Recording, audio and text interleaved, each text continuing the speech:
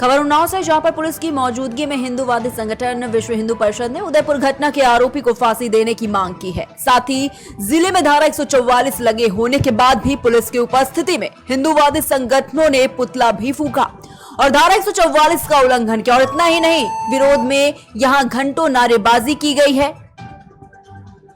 तो बताना चाहेंगे आपको कि जिले में धारा 144 लागू होने के बावजूद भी यहां पर विरोध किया गया। साथ ही साथ बताना चाहेंगे कि बड़े चौराहे पर भारी संख्या में पुलिस फोर्स भी यहां पर मौजूद रही।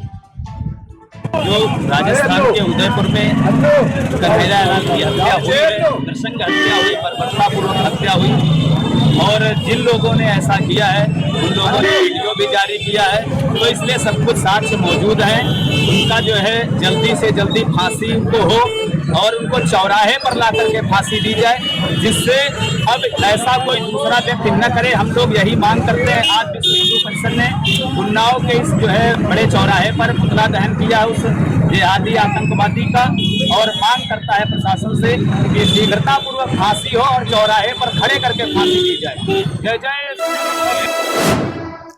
खबर कन्नौज से, जहां पर विश्व हिंदू परिषद के पदाधिकारियों ने उदयपुर में हुई निर्मम हत्या का विरोध कर आपत्ति जताई है।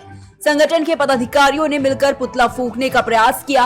वहीं सूचना पर पहुंची पुलिस ने सभी को रोक दिया। संगठन के पदाधिकारियों ने बताया, हत्या नहीं, ये साजिश है। ऐसे लोगों पर सख्त से सख्त कार्रवाई करने की बात कही गई। वहीं जिला मुख्यालय बस स्टॉप से विरोध प्रदर्शन करते हुए विहिप कार्यकर्ता तिरवा क्रॉसिंग पहुंचे। वहां पर संगठन के पदाधिकारियों ने एकजुट होकर रोष जताते हुए पुतला फूंकने का प्रयास किया है। जो यहाँ पर धरना प्रदर्शन पुतला दहन का कार्यक्रम है, ये कार्यक्रम उदयपुर राजस्थान में जो हमारे भाई उस अपराध को लेकर के समस्त भारत देश में जहाँ कहीं भी मुसलमान हमको धमकी देने का काम कर रहे हैं हिंदुत्व में, वो तत्काल प्रभाव से उनके ऊपर कानूनी कार्रवाई होनी चाहिए। अन्यथा की स्थिति में बजरंग दल ऐसे गुंडों को घर से खींचकर घसीट कर मारने का काम करेगा, उसकी जिम्मेदारी भारत सरकार की होगी। आज हमारे देश में जगह जगह जो गलत तरीके से मुसलमानों के द्वारा अभद्र टिप्पणियां हो रही हैं, उसके खिलाफ बजरंग दल धरना प्रदर्शन। वहीं बांदा की ठोकिया गैंग के द्वारा एसटीएफ के जवानों को मारे जाने के मामले में 15 साल बाद फैसला आया है। मामले के आरोपी 13 लोगों को विशेष न्यायाधीश के द्वारा आजीवन कारावास की सजा सुनाई गई है। वहीं आपको बता दें कि 22 जुलाई 2007 को फतेहगंज के बघोलन इलाके में घटना हुई थी। पहाड़ पर घात लगाए बैठे डकैतों ने एसटीएफ की गाड़ियों पर फायरिंग की थी। साथ ही बता दें कि एसटीएफ के जवान जंगल में कॉम्बिंग कर रहे थे और इस मामले में 16 लोगों को गिरफ्तार किया गया था, जिनमें से 3 लोगों की सुनवाई के दौरान अब तक मौत हो चुकी है। ये मामला था 22 जुलाई 2007 में जो ठुकिया गैंग था, जो बहुत चर्चित गैंग था, उस गैंग के सदस्यों ने एसटीएफ के जवानों को मारा था, जिसमें 7 जवान शहीद हुए थे। उसी में इनका एफआईआर होकर के ये केस चला था। 2007 से आज तक चला और आज तक सारे मुलजिम जेल गए। किस अदालत में ये फैसला ये हुआ? विशेष न्यायाधीश 10 प्रभावित क्षेत्र। क्या सजाएं हुई हैं? कितने मुलजिमों को क्या क्या सजाएं न्यायालय से हुई? इसमें 13 मुलजिमों का जो ट्रायल चला पूरा आज तक, सभी मुलजिमों को बराबर सजा हुई है, आजीवन और 20,000 जुर्माना, और भी अन्य धाराएं हैं उन्हें भी थोड़ा थोड़ा हुई है, 500,000 और कुछ मामलों में। कुछ साल पहले मैं विशेष लोक अभियोजक डकैती था। मेरा नाम प्रमोद द्विवेदी है।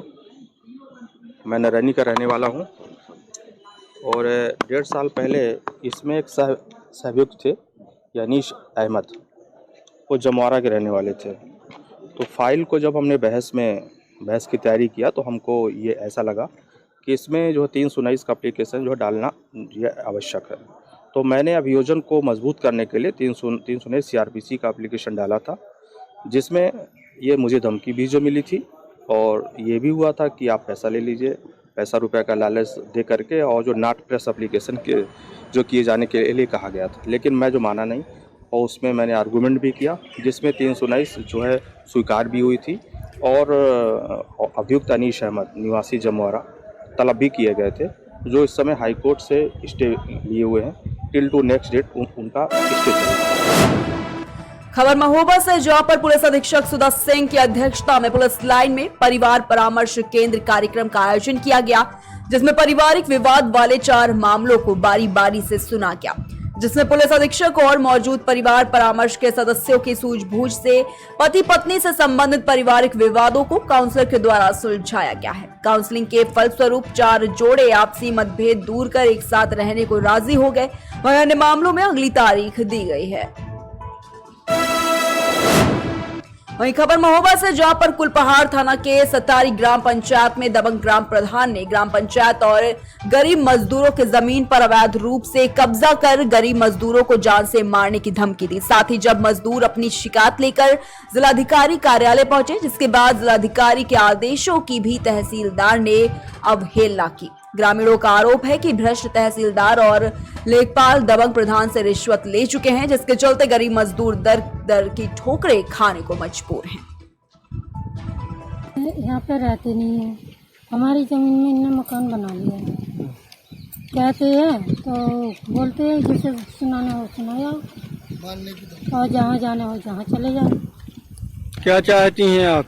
हमें तो अपनी जमीन चाहिए, हमें किसी की ना चाहिए, अपनी देंगे नहीं, दूसरे की चाहिए नहीं हमें। अरे जब सामने तुम पूरा कवर कर लिया तो हम कहाँ जाएंगे? हमारी तो बिल्कुल बोलने ही नहीं दे रहे हमें। अपनी अपनी गाय जा रहे हैं और कहते हैं तुम्हारे बाप की है। तहसीलदार साहब क्यों चले गए? नाप नहीं हुई आपकी खेत की? नाप नहीं हुई, वो कहने लगे कि एक बंदोबस्ती नक्शा हम भूल आए। जब ये नाप करने आए वहाँ से बंदोबस्ती नक्शा वहाँ घर भूले आए। महोदय, क्या नाम है आपका? मेरा नाम सर धनपत कुशवाहा है जी। आज आप तहसील में देखे गए थे और आपने यहाँ घटना स्थल पर बुलवाया, क्या मामला है? सर घटना स्थल पर तो ये है कि मेरे खेत में जी ग्राम प्रधान ने सतारी में कब्जा किया हुआ है। हम लोग सब दिल्ली में रहते हैं, छोटे छोटे बच्चे हैं हमारे, वहीं पढ़ाते लिखाते हैं। आज के 20-25 साल पहले से हम दिल्ली में रहते हैं जी। यहाँ रहते नहीं है चारों भाई। तो पूरा ये कब्जा कर लिया यहाँ से वहाँ तक का। यहाँ सदियों पुरानी हमारी सब्जी लगती थी, यहाँ से बोर दिख रहे हैं आप जी जी। ये पूरा कब्जा कर लिया, मतलब सामने का फ्रेंड ने। और धमकी भी देते हैं और कहते हैं तुम्हें चुनाटू दी, मोदी तक नहीं, योगी तक नहीं, जहाँ तक तुम्हें जाना है चले जाओ, हमारा बात तेरा नहीं कर पाओगे। आपने अभी तक कहाँ कहाँ प्रार्थना पत्र दिए? मैंने महोबा दिया जी, और माननीय मेरे मुख्यमंत्री जी को ऑनलाइन भी की थी मैंने, योगी आदित्यनाथ जी को। अभी जिलाधिकारी महोदय, उप जिलाधिकारी कुलपहाड़ को दिया है आपने प्रार्थना पत्र? हाँ जी दे दिया। क्या आश्वासन दिया गया उनकी तरफ? उनने तुरंत मेरे सामने फोन किया, तहसीलदार सर को बोला कि आप जाइए मौका पे मुआयना कीजिए, इनकी नाप कीजिए। वहीं खबर मध्य प्रदेश के गुना से, जहां पर प्रभारी मंत्री तोमर ने विभिन्न वार्डों में भाजपा प्रत्याशियों को जिताने के लिए नुक्कड़ सभाएं की। प्रभारी मंत्री तोमर ने इस दौरान अपने संबोधन में कहा कि केंद्र और राज्य में भाजपा सरकार बनेगी तो विकास ही विकास नजर आएगा। खबर सीहोर से, जहां पर आकाशीय बिजली गिरने से 2 युवकों की घटना स्थल पर ही मौत हो गई। दोनों युवक पानी से बचने के लिए वन विभाग के डिपो के सामने लगे पेड़ के नीचे खड़े थे। तभी अचानक आकाशीय बिजली पेड़ पर गिरी और उसकी चपेट में आने से दोनों युवकों की घटना स्थल पर ही मौत हो गई। घटना के बाद दोनों युवकों को अस्पताल ले जाया गया, जहां पर डॉक्टरों ने उन्हें मृत घोषित कर दिया। यह पूरी घटना आष्टा इंदिरा कॉलोनी कन्नौज रोड की बताई जा रही है। ये लगभग यहाँ से घर से जा रहे थे, मजदूरी करते थे सर ये, और मजदूरी करने में सर ये इनको किसी ने फोन लगाया कि गाड़ी खाली होने वाली है। तो ये सर वहाँ पर चले गए। वहाँ जाने के बाद जैसे ही वहाँ तक नहीं पहुंचे, एकदम अचानक पानी आ गया।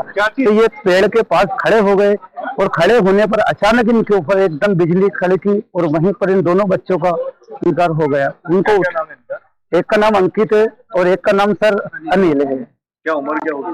सर अंकित की उम्र है सर 22 केजी, और अनिल की उम्र का सर 19 है सर। क्या मजदूरी वगैरह करते हैं? जी सर, मजदूरी करते हैं सर।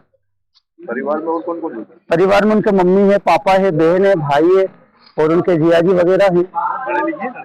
लड़की पढ़ी लिखी है सर। जी दोनों पढ़े लिखे हैं सर। शादी हो गई सर इनकी। एक की हुई है? एक की हो गई थी सर।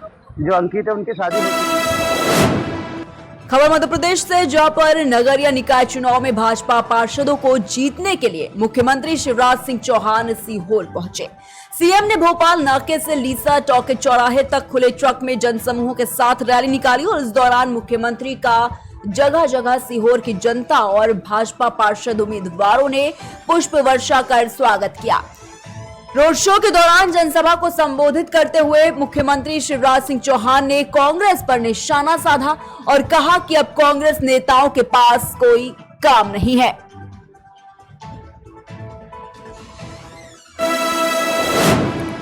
खबर सीहोर से है, जहां पर दूसरे चरण में इछावर और नसरुल्लागंज में मतदान शुरू हो गए हैं। यहां मतदान केंद्रों पर मतदाताओं की लाइन लगी हुई है। आपको बता दें कि पंचायतों के चुनाव बैलेट पेपर से जारी होंगे। इछावर की 77 ग्राम पंचायतों के 194 मतदान केंद्र बनाए गए हैं। वहीं नरसुल्लागंज की 101 ग्राम पंचायतों में 260 मतदान केंद्र बनाए गए हैं। वहीं आपको बता दें कि यहां 3 जिला पंचायत सीटों के लिए वोटिंग हो रही है।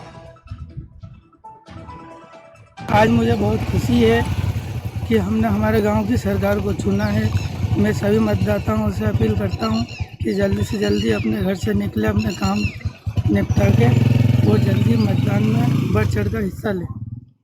आज